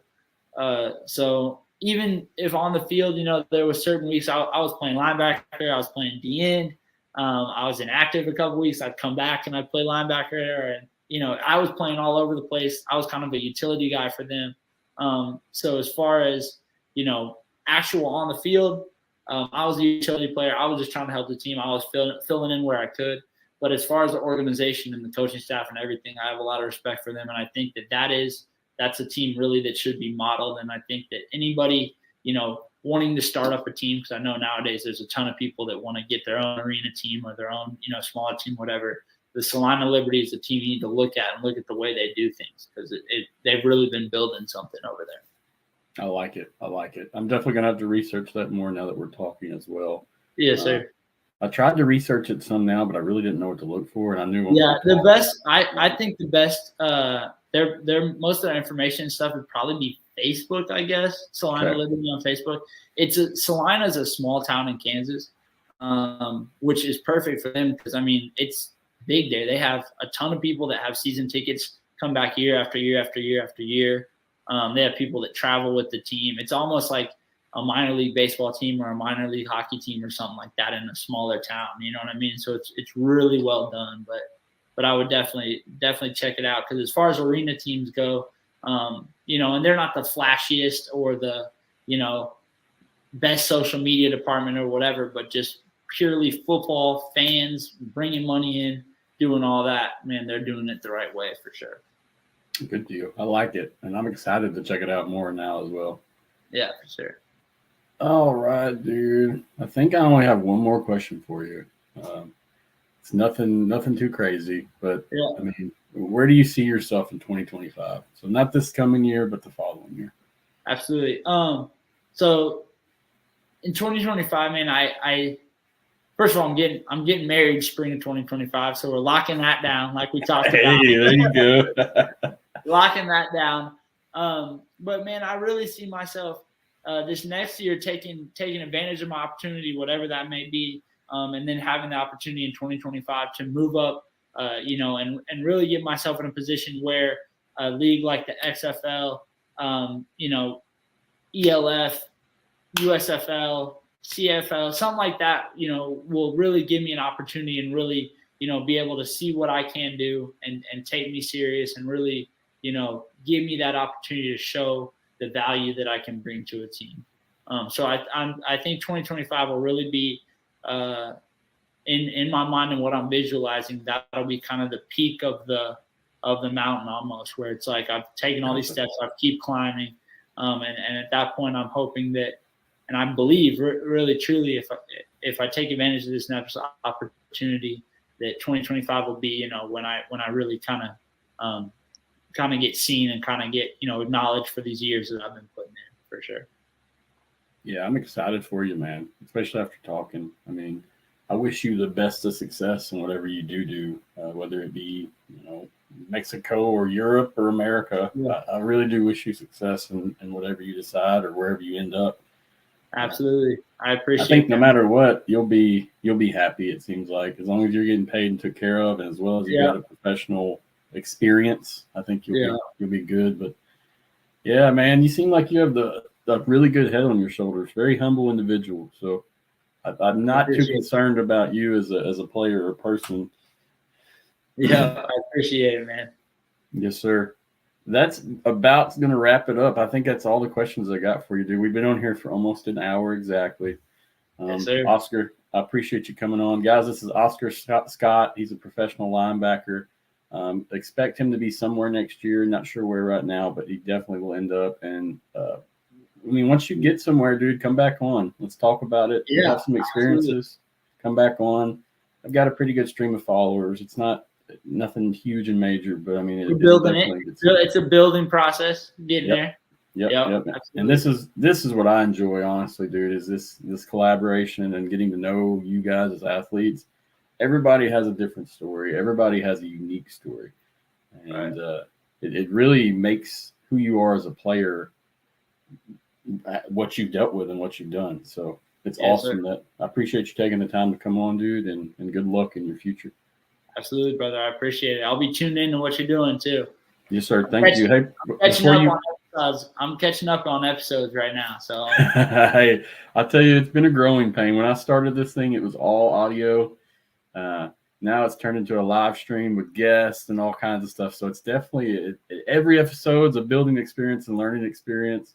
Everything's been a go as you can and kind of just wiggle your way around until you're successful in what you're doing. So I appreciate you, dude. And like I said, anytime you're wanting to come on or you have anything you want to present or you want me to put out, just let me know. I'll put it out. Absolutely, brother. I appreciate it. Yes, sir. Before you hop off, shout out your socials. This is an audio podcast too. Okay. So people will listen at home. Yeah, absolutely. So on Instagram, my handle is OscarScott_51. On Twitter, or I guess it's X now. Confusing. Yeah. Twitter/X. My handle is OscarScott_84. So Instagram and Twitter. Yeah. I'll follow me. I appreciate it. Yes, sir. I will put all your stuff in the notes as well, so it's easily clickable. It'll just be a link. So no worries. But I always tell people with the audio, definitely do that. You'll find that some of the people here that listen, they will support you yes, sir, full-heartedly. Sure. So I look forward to you and your success in the future, man. And thank you again for coming on today. Absolutely, brother. Thank you for having me. I really appreciate it. Yes, sir. And we will see you again, Oscar. Stay in touch. Sir. Yes, sir. Absolutely. For sure. Have a good one, man.